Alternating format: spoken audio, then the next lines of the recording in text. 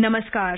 A warm welcome to World News, an Indian perspective on All India Radio.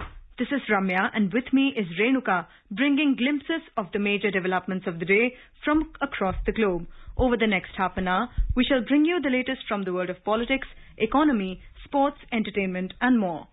The headlines.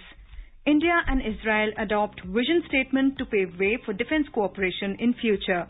External Affairs Minister Dr. S. Jaishankar discusses India-France strategic cooperation and other bilateral issues with his French counterpart, Catherine Colonna. India's merchandise exports rise by 15.46% to $37.29 billion in May 2022. Official team from India visits Kabul to oversee humanitarian assistance to Afghanistan. In USA, 4 people killed and several others injured in a shooting spree at a hospital in Tulsa, Oklahoma. And in French Open tennis, world number 1 Iga Swiatek beats Daria Kasatkina to storm into women's singles final. Coco Gauff defeats Martina Trevisan to reach maiden Grand Slam final. India's Rohan Bopanna and his Dutch partner suffer defeat in men's doubles semi-final.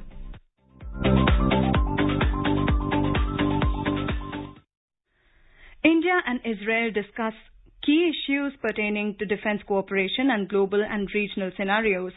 Defense Minister Rajnath Singh held bilateral meeting with his Israeli counterpart Benjamin Gantz in New Delhi on Thursday. In a series of tweets, Mr. Singh said both the countries have adopted a vision statement which will pave the way for defense cooperation in future. A report. The Indian Defence Minister said there is a broad consensus between the two countries on further strengthening the bilateral strategic and defence cooperation. The Defence Ministry said a wide range of issues concerning bilateral, regional and defence industrial cooperation were discussed during the meeting. The two ministers reviewed the existing military-to-military activities which have increased despite the challenges due to COVID-19 pandemic. They discussed ways to increase cooperation in all domains with a focus on research and development in future technologies and defence co-production. Both the ministers acknowledged mutual security challenges and their convergences on a number of strategic and defence issues. They expressed commitment to work together to enhance cooperation in all forums. A letter of intent on enhancing cooperation in the field of futuristic defence technologies was also exchanged between the two ministers.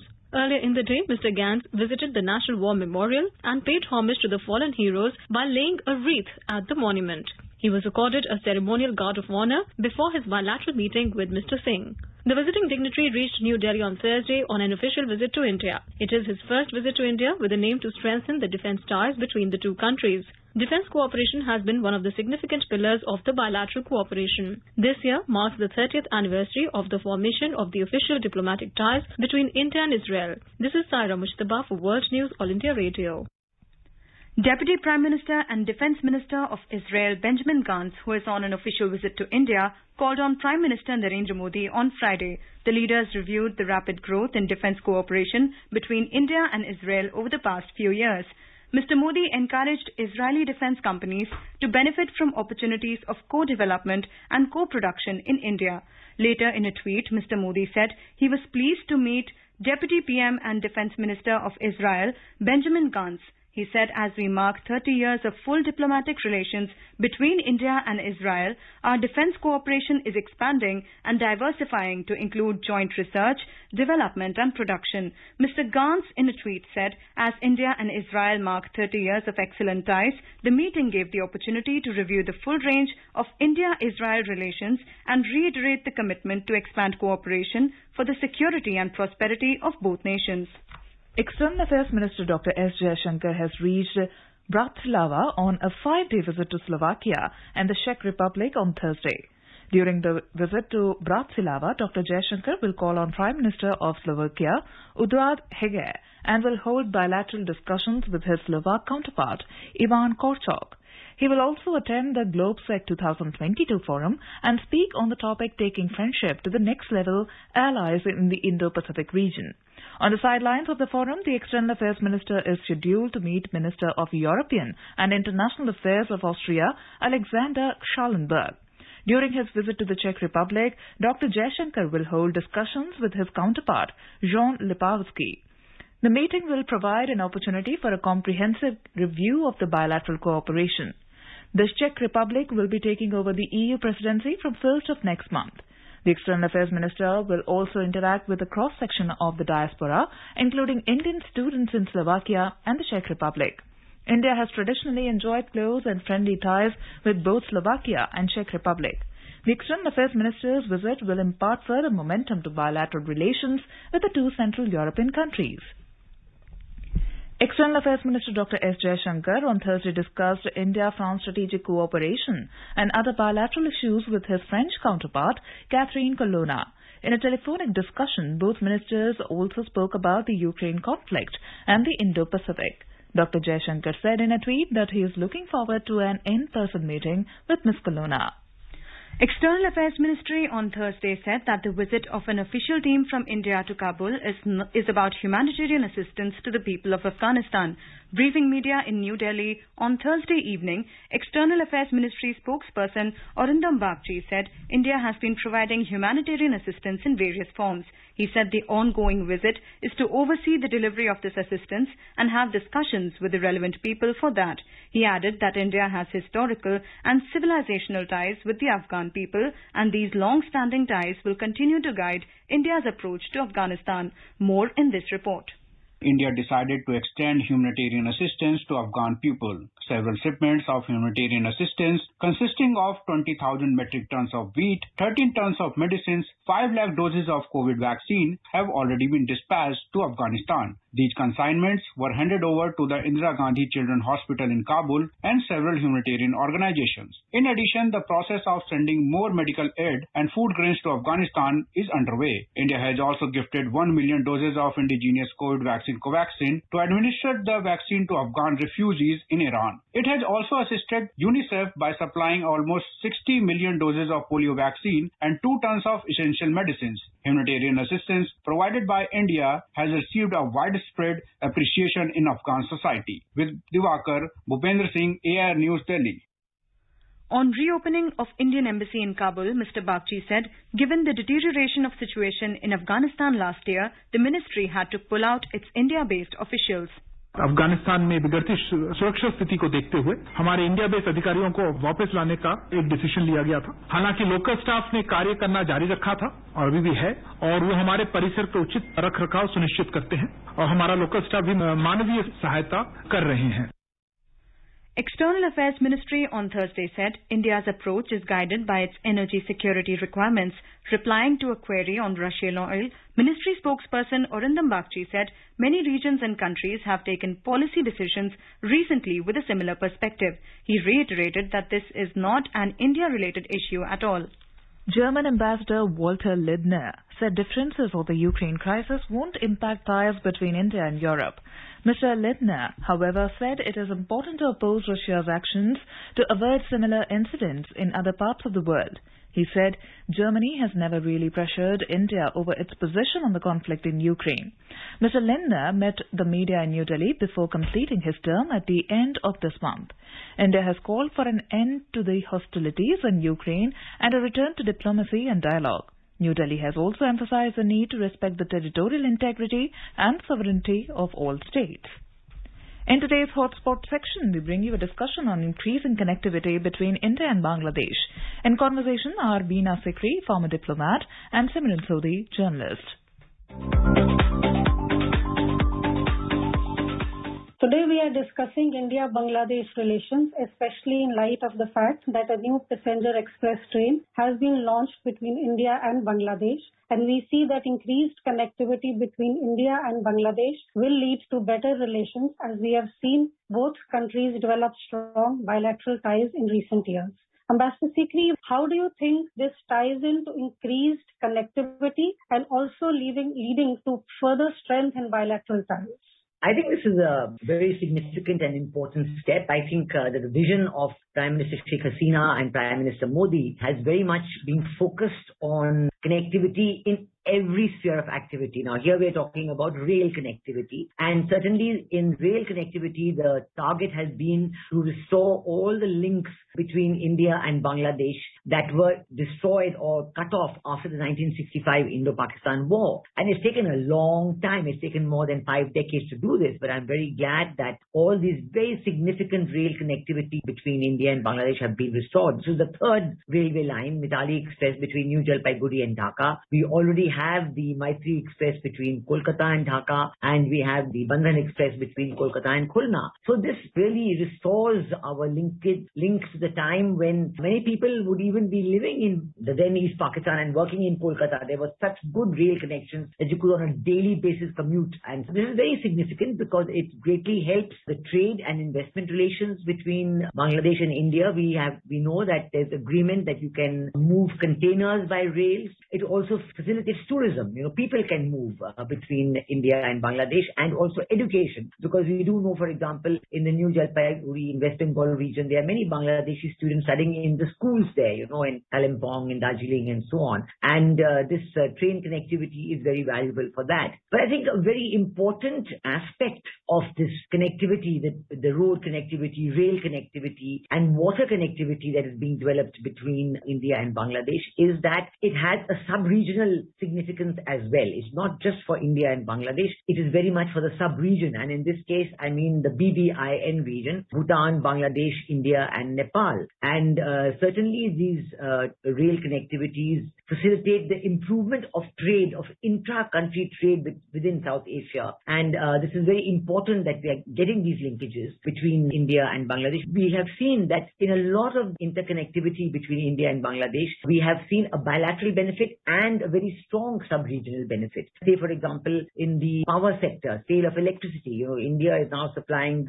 cross-border power grid connectivity through the cross-border power grid connectivity. We are supplying more than 1100 megawatt of electricity to Bangladesh. And now this is also being translated into power grid connectivity between Nepal, India and Bangladesh, between Bhutan, India and Bangladesh, and so on. And from Arunachal, the hydropower generated there, the transmission lines would come through Bangladesh, and then there could be as much electricity as Bangladesh needs, they could take from the transmission grid, and then of course the rest of it would go into India. So this is a very important development aspect of the linkages between the countries of the region. The other aspect, I would say, one is the bilateral, then sub-regional, and then regional. Through BIMSTEC, we have the BIMSTEC region where Bangladesh is the secretariat, is the home to this organization BIMSTEC. And through this region, the trade between South Asia and Southeast Asia has great prospects for increasing. And again, connectivity is the key, because connectivity is what makes Southeast Asia accessible. And in this, we can see the importance it has for the development and prosperity of Northeast India. This is very important, that Northeast India will directly benefit from this development. We have seen that between India and Bangladesh, we have developed road connectivity with this bridge being built across the river Feni. The bridge has been built. It has been inaugurated between Tripura and Bangladesh. And from this bridge over the river Feni between Sabroom, you have a distance of just 75 kilometers from Chittagong port in Bangladesh. So this is so valuable for Northeast India, and accessibility of goods and trade and movement between Northeast India through Bangladesh and India, and of course Southeast Asia, Myanmar, Thailand, and so on. We've had many years ago, a car rally which began from Guwahati right up to Vietnam. So you can imagine the huge potential there is. That was just a special car rally. We want to build the road, the trilateral highways under construction, and we want to have a situation where cars can move freely. We already are working on a motor vehicles agreement in the BBIN region in the first instance between Bangladesh, India, and Nepal, and Bhutan will join later. So these are very, very exciting aspects of connectivity that leads to the overall prosperity of the region, of bilateral relations, the sub-region, the region, and I would say even the global region. I would draw the example even to the IPEF, the Indo-Pacific Economic Framework that was agreed recently during the Quad Summit in Tokyo. And that too, I think this whole region, of which Bangladesh is a very valuable hub, will benefit from that, because the Indo-Pacific Economic Framework has 7 Southeast Asian countries, 7 ASEAN members, and trade, resilience, supply chains, resilience, all these factors are very important in developing the IPEF. Ambassador Sikri, would you say that the India-Bangladesh relations have seen a growth in strength if you look at the bilateral ties in the recent years, especially when we see them under the leadership of Prime Minister Narendra Modi and Sheikh Hasina in Bangladesh? Would you say that this connectivity project also ties in what we have seen, a rapid increase in the strength of the bilateral ties, and also this points to a success in India's neighborhood first policy? Yes, definitely. I would fully agree that, as I said, that it's the vision of Prime Minister Modi and Prime Minister Sheikh Hasina. They have jointly agreed that the economic ties between India and Bangladesh in all its dimensions must be strengthened, and they're actually doing it. The good part is this is a part of India's neighborhood first foreign policy. It's a very successful example of India's neighborhood first foreign policy. The two leaders have not only been able to announce their vision, but they have been able to work very successfully on implementing it. And India's credit line to Bangladesh is about $8 billion now, more than that. And of that, at least 25% is devoted to the railways. So what is happening in the railways is a very significant part of our bilateral links with Bangladesh. And we have seen that, we are modernizing their railways, the signaling, the locomotives, the double tracking, all aspects of railways are being developed. These special links that were there earlier, pre-1965, are now being restored and rehabilitated. And we have seen even in the water connectivity. So now we can move, the use of Chittagong Port and Mongla Port by Indian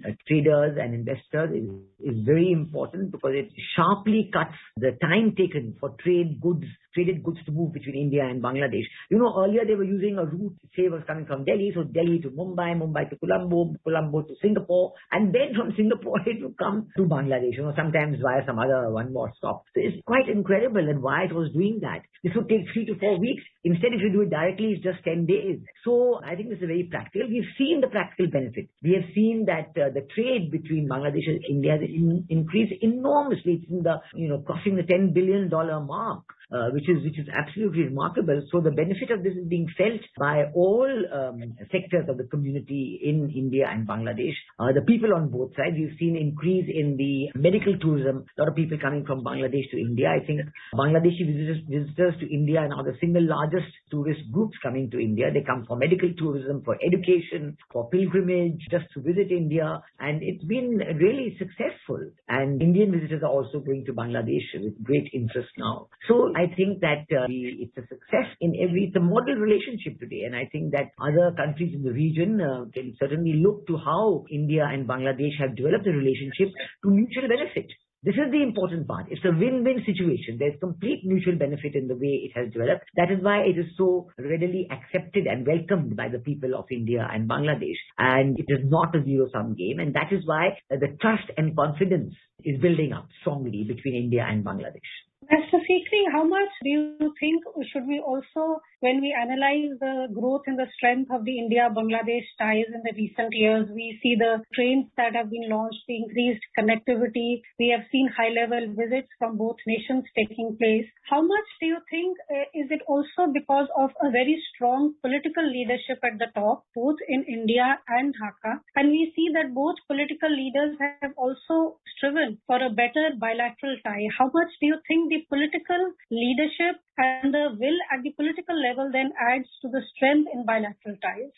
Definitely, I think the vision of the political leadership is vital. It's essential. Because if that vision is not there, then you do not have any agreement on how to proceed further. I think the strength of the India-Bangladesh bilateral relationship is that along with the vision, the focus has been a very pragmatic and realistic one on implementation. So, one can see this focus because there is such a good rapport and understanding between the leadership that they implement and then they meet again. They have regular meetings to make sure the implementation is fast. And in between their meetings at all other levels. The railway minister of Bangladesh was here in India 2 days ago to launch this train. The foreign ministers have met. They met in Guwahati 3-4 days ago for this very important conference there, and so on. And so, the meetings are there at all levels, and it creates a lot of understanding and trust between Bangladesh and India. With this, we bring today's discussion to an end. Thank you.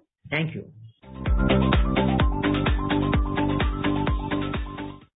This is All India Radio giving you the news. For quick news updates round the clock, follow us on our Twitter handle @AIR News Alerts. India's merchandise export rose by 15.46% to $37.29 billion in May 2022 on account of healthy performance by sectors like petroleum products, electronic goods and chemicals, even as the trade deficit widened to $23.33 billion during the month. According to data released by the Ministry of Commerce and Industry, India's merchandise export in April-May 2022-23 was $77.08 billion, with an increase of 22.26% over $63.05 billion in April-May 2021-22. Value of non-petroleum exports in May this year was $29.18 billion, registering a positive growth of 8.13% over non-petroleum exports of $26.99 billion in May last year. Union Minister Dr. Jitendra Singh has said that startup ecosystem is going to determine India's future economy and will act as a key pillar for the world economy as well. Speaking at the Startup India 2022 Expo and Conclave organized by PhD Chamber of Commerce in New Delhi on Thursday, Dr. Singh said because of the impetus given by Prime Minister Narendra Modi to the startup ecosystem, the number of startups in India has grown to 70,000 from about 300 to 400 in the last 8 years.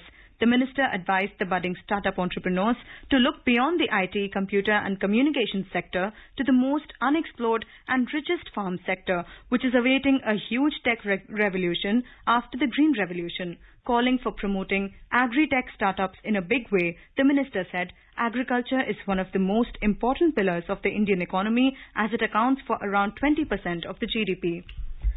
Denmark took to polls on Wednesday to vote on whether to join the EU's common defence policy. With nearly all votes counted, roughly two-thirds of Danish voters supported the measure. Denmark's electoral authority reported that 66.9% voted in favour of ending Denmark's opt-out from EU defence policy, with 33.1% against the dropping in the opt-out. Just weeks after Russia started special military operation in Ukraine, the Danish parliament made a historic agreement to increase defence spending by $1 billion over the next 2 years. The same agreement called for phasing out Russian gas as well as calling the current referendum on joining a shared EU defence policy. In USA, 4 people were killed and several also wounded in a shooting spree at a hospital in Tulsa, Oklahoma. The police confirmed that the suspected shooter was also dead. A White House official said that President Joe Biden has been briefed on the shooting and the White House is closely monitoring the situation and has reached out to state and local officials to offer support. Last Saturday, President Biden urged Americans to make their voices heard to prevent further gun violence following the killing of 19 children and 2 teachers at a school in Texas. The Indian Navy will bid farewell to its 2 ships, INS Nishank and INS Akshay, at Naval Dockyard in Mumbai on Friday. Both the ships will be decommissioned at Naval Dockyard after 32 years of being at the forefront of safeguarding the maritime interests of the nation. Commissioned in the freezing temperature of Poti Shipyard of erstwhile Soviet Union, which is presently in Georgia, the ships will be decommissioned in the tropical temperature of Mumbai, wherein the atmosphere will be laden with the emotion and nostalgia of all the ex-crew of both the ships. All the seafarers bear the names of the ships as their own identity. Home to many sea warriors, these ships will always remain a source of honor and pride. Ship in the Navy is treated as a living entity, and decommissioning is a very formal yet very emotional ceremony for a ship, her crew and the Navy in general. The ongoing 17th edition of Mumbai International Film Festival, MIFF 2022, witnessed masterclass by renowned Indian lyricist Prasoon Joshi on the theme, The Art of Storytelling, who joined the event virtually. While interacting with the cinephiles, Mr. Joshi discussed about the importance of first-hand truth for a writer, which sets the tone of a story. He cited his experience of approaching the subject of Bhag Milka Bhag in this context. While responding to a query on filmmaking, he said filmmaking should be easy so that all the dreams and stories of youngsters come live. The filmmaking should not be driven by courage but talent, he added. India's Youth Affairs and Sports Minister Anurag Thakur will launch the nationwide programs on World Bicycle Day tomorrow from Major Dhyan Chand Stadium in New Delhi. During the launch ceremony, Mr. Thakur, along with 750 young cyclists, will pedal on 7.5 kilometer distance. Mr. Thakur said India is celebrating Azadi Ka Amrit Mahotsav, and on the occasion, several events are being organized. He said Ministry of Youth Affairs and Sports has taken a unique step to organize bicycle rally on the occasion of World Bicycle Day. आजादी का अमृत महोत्सव के उपलक्ष्य में युवा कार्यक्रम एवं खेल मंत्रालय भारत सरकार ने भी एक अनूठी पहल की है। 3 जून विश्व साइकिल दिवस के अवसर पर साइकिल रैली का आयोजन किया जा रहा है। इस रैली के माध्यम से साइकिल से स्वास्थ्य को होने वाले लाभ का एवं पर्यावरण के प्रति जागरूकता का आग्रह किया जा रहा है। In French Open tennis tournament, India's Rohan Bopanna and his Dutch partner Matwé Middelkoop lost to the men's doubles semi-final after a valiant fight. The duo went down to the pair of Jean-Julien Roger and Marcelo Arivalo by 6-4, 3-6, 6-7 Thursday evening. Meanwhile, world number 1 Iga Swiatek has stormed into women's singles final, beating Daria Kasatkina 6-2, 6-1 in the first semi-final match on Thursday evening. In the second semi-final encounter, Coco Gauff defeated Martina Trevisan 6-3, 6-1 to reach her maiden Grand Slam final. Men's singles semi-final matches will be played on Friday. In the first semi-final match, Rafael Nadal will clash with Alexander Zverev, while Casper Ruud will take on Marcin Cilic in the second match. Now let us take a look at the major developments around the world as reported in the foreign press. First, we have a look at the press reports on China. Quad writes that China's measures to boost consumer demand are nowhere near enough. The Conversation writes, U.S. President Joe Biden recently visited Asia in an effort to strengthen relationships in the region, most notably meeting with leaders of the Quad Alliance of America, Japan, India, and Australia. Human Rights Watch writes, no justice 33 years after Tiananmen massacre in China. Now let's have a look at the press reports on Nepal. Khabar Hub reports that the Nepal government has reduced the infrastructure tax on diesel and petrol. My Republica writes that the government turns flexible on the quota of imported gold by individuals while raising the rate of customs duty on the imported gold jewellery beyond the prescribed limits. The Kathmandu Post reports that Sagar Mutt Next, a centre dedicated to restoring mountains and promoting sustainable tourism by addressing waste management, has thrown its door open for visitors. Now let us have a look at the press reports on Pakistan. According to the Dawn, a sessions court in Lahore on Wednesday ordered the registration of a criminal case against Interior Minister Rana Sanaullah and top police officials for the authorities' alleged torture of lawyers in the provincial capital on the day of the PTI's Azadi March on May 25th. Geo News reports that the Pakistan High Commission has asked the British government to take action against PTI leaders who had allegedly forcefully entered the mission's premises and threatened the diplomatic staff.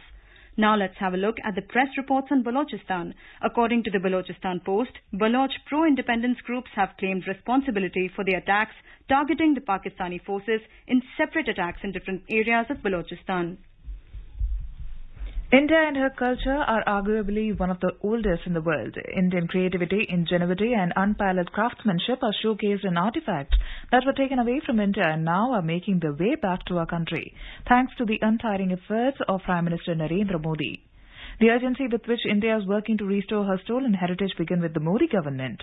Before 2014, just 13 artifacts were recovered from other countries, a number which has grown over 18 times with PM Modi at the helm.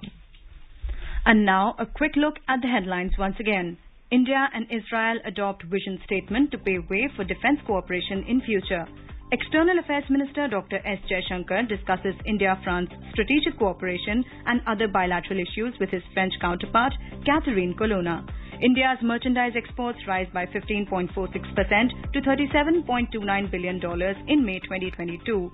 Official team from India visits Kabul to oversee humanitarian assistance to Afghanistan. In USA, 4 people killed and several others injured in a shooting spree at a hospital in Tulsa, Oklahoma. And in French Open tennis, world number 1 Iga Swiatek beats Daria Kasatkina to storm into world women's singles final. Coco Gauff defeats Martina Trevisan to reach maiden Grand Slam final. India's Rohan Bopanna and his Dutch partner suffered defeat in men's doubles semi-final. And now, before we end, let us listen to Mahatma Gandhi's favorite bhajan Vaishnav Jan by artists from Bangladesh.